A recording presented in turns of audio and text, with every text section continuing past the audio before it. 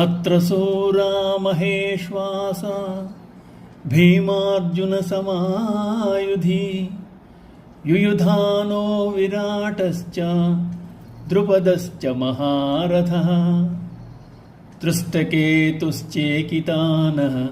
కాశీరాజశ్చ వీర్యవాన్ పురుజిత్కుంతిభోజశ్చ శైబ్యశ్చ నరపుంగవః యుధామన్యుశ్చ విక్రాంత ఉత్తమౌజాశ్చ వీర్యవాన్ సౌభద్రో ద్రౌపదేయాశ్చ సర్వ ఏవ మహారథాః.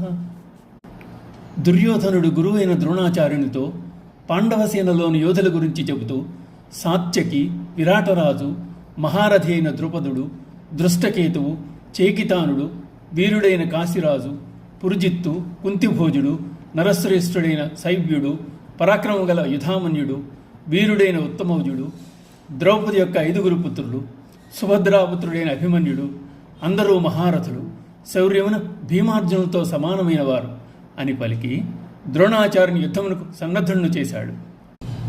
వీరిలో ద్రుపదుడు పాంచాల దేశానికి రాజు, ద్రౌపది దృష్టద్యుమ్నుల తండ్రి. ద్రుపదుడు యుద్ధంలో ద్రోణుని చేత వధింపబడ్డాడు.